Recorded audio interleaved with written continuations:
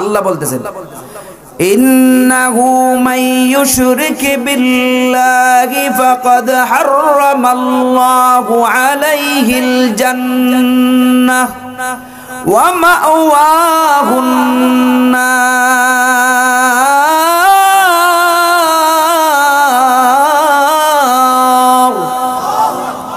ওয়া মা লিয-যালিমিনা মিন আনসার।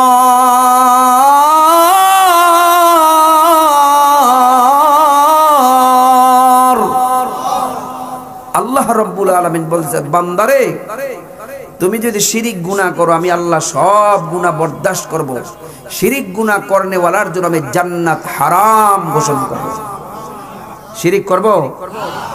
যেই পীরে কয় তার কদমে গিয়ে সেজদা দাও, তার মাজারে গিয়ে সেজদা দাও, ওই পীর ভণ্ড, এতে কোনো সন্দেহ। আপনি যেই কোনো পীরের কাছে মুরিদ হন, কোনো অসুবিধা নাই। পীরের কাছে মুরিদ হওয়া জায়েজ আছে, 100% আছে। কথা কোন ঠিক না ঠিক? আল্লাহ কোরআনের মধ্যে বলে, ইয়া আইয়ুহাল্লাযীনা আমানুত্তাকুল্লাহ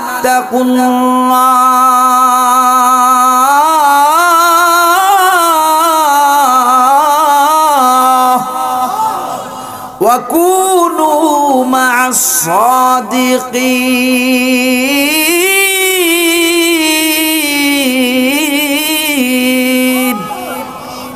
আল্লাহ রাব্বুল আলামিন বলে, হে ঈমানওয়ালারা, আমানুত্তাকুল্লাহ, আমি আল্লাহকে ভয় করো। আমরা সবাই ভয় করব কাকে? আমাদের মালিকের নামটা একটু চিল্লায় বলেন, ভয় করব কাকে? ওয়া কুনু মা'আস সাদিকিন, আই মা'আস সালিহিন।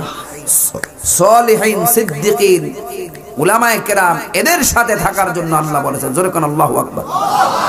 বুখারী শরীফের হাদিসের মধ্যে আছে, তুমি যদি আতরওয়ালার পাশে বসো, আতর যদি নাও কেন, আতর যখন বোতলের মুখটা খুলবো তখন অটোমেটিক তোমার নাকের মধ্যে আতরের ঘ্রাণ আসবেই আসবে। কথা কোন ঠিক না? এটা হলো ভালো বন্ধুর সাথে চলার উপমা। আর তুমি যদি কামারওয়ালার পাশে গিয়ে বসে থাকো, কামার যখন হাফর টানবে, বাতাস বের হবে, ওখান থেকে ময়লা বাতাস বের হয়ে তোমার নাকের ডগা দিয়ে ঢুকে ব্রেনটে ঢুকে তোমার ব্রেন জ্যাম করে ফেলবে, তোমার পোশাক পরিচ্ছদ ময়লা করে ফেলবে। অতএব আমার প্রাণের যুবক ভাইরা, তোমরা দেখো ভালো লোকের সাথে চলবা নাকি গাঞ্জাখোরের লোকে চলবা? উলামায়ে কেরামের সাথে আতরের ঘ্রাণ পাওয়া যায়। কথা কোন ঠিক না ঠিক?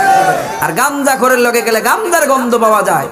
আমার প্রাণের যুবক ভাইদেরকে বলবো, হে যুবক ভাইরা, তোমার যৌবন কালটা আল্লাহর বড় একটা আমানত, একটা নিয়ামত। এটাকে তুমি নষ্ট করো না। আল্লাহ তৌফিক দান করুক। জোরে বলেন আল্লাহুম্মা আমিন। তাহলে এক নম্বর কথা কি বললাম? শিরিক গুনাহ করা যাবে। রাগ হইছেন আপনারা? আমি কোন পীরের বিরুদ্ধে বলেছি? আমিও একটা পীরের মুরিদ, আলহামদুলিল্লাহ বলেন। আমার পীরের নাম মুফতি জাফর আহমদ, ঢালকানগরের পীর সাহেব। তাহলে আমি যদি আলেম হইয়া একজন পীরের কাছে বায়াত হইতে পারি, আমি মরহুম চরমনায় সৈয়দ ফজলুল করিম রহমাতুল্লাহর কাছে আমি নিজে বায়াত হয়েছিলাম, আলহামদুলিল্লাহ। হযরত মারা গেছে, আল্লাহ হযরতের কবরটা জান্নাতের সুউচ্চ মাকাম বানায় দেন। জোরে বলেন আল্লাহুম্মা আমিন। দুই নম্বর যে পয়েন্টটা হৃদয় থেকে কথা দুইটা বলে গেলাম, এক নম্বর, যদি শিরিক গুনাহ করেন কিয়ামতের ময়দানে কিন্তু জান্নাতে যাওয়ার কোনো ব্যবস্থা, দুনিয়ার কোনো মানুষ আপনাকে জান্নাতে পৌঁছাইতে পারবে না। আর যদি শিরিক গুনাহটা না করেন, আর দুই নম্বর এখন যে গুনাহটা করবে সেটা হলো বান্দার হক।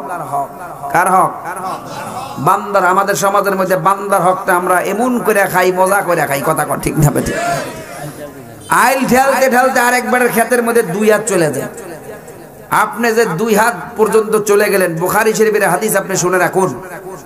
নবী আলাইহিস সালাতু ওয়াস সালাম বলে, দুনিয়াতে কোনো ব্যক্তি যদি এক বিগত, বুখারীর ভাষায় শিবরন, এক বিগত জমিন কেউ যদি কেউরে ঠকায়া খায়, কিয়ামতের ময়দানে এক বিগত জায়গার মাটি কিয়ামত 7 তবক জমিন পর্যন্ত ডাবাইয়া তার গলার মধ্যে ঝুলাইয়া দেওয়া হয়, মালা বানাই দিবে। বান্দা সহ্য করতে পারবে না, জমিনের মধ্যে ঢুইকা যাবা। কথা কোন ঠিক না বেঠিক? সহিহ মুসলিম শরীফের এটা আরেকটা ব্যাখ্যা লেখেন, সেটা হলো এই যে ওই বান্দা যে বান্দার হক নষ্ট করছে, আইল ঠেলছে, মানুষের জায়গা জমিন ঠকাইছে, আল্লাহ তার একটা কুড়াল দিব, একটা কুদাল দিব, তুমি 7 তবক জমিন পর্যন্ত এই জায়গাটা মাটিগুলি খালি খনন করে উঠাও, এটাই তোমার জন্য শাস্তি। অতএব আমরা যদি বান্দার হক নষ্ট করি তাহলে আমরা জান্নাতে যেতে বান্দার হক দুই প্রকার। কয় প্রকার? একটা হলো মালি আর একটা হলো জানি। বান্দার হক দুই প্রকার। কয় প্রকার? এই কুতুবপুর বাজারে এক দোকানে, আপনি মুদি দোকানে বাকি খান, এক দোকানে মাশাআল্লাহ 12-13 হাজার টাকা বাকি খাওয়ার পরে হঠাৎ করে হের লগে যে কোন একটা বিষয়ে বাজায়া আর হের দোকানে খান না, একবার এই কোনার দোকানে বসে এখানে 1 বছর খাই এখনো 30,000 টাকা বাকি পেলে আবার ওই কোনায় গেছেন, ওই জায়গায় গিয়ে আবার ওই কোনায় এমনি খালি ঘুরে বাটপারি করে খান। দুনিয়ার বুকে আপনার শক্তি আছে, সামর্থ্য আছে, বংশের অহংকার আছে, সাহস আছে, আপনি মানুষের ঠগায়া খাইতে পারবেন। কিয়ামতের ময়দানে এই বান্দার হক আদায় না করা পর্যন্ত এক চুলও আপনি সামনে অগ্রসর হতে পারবেন না। কথা কোন ঠিক না বেঠিক?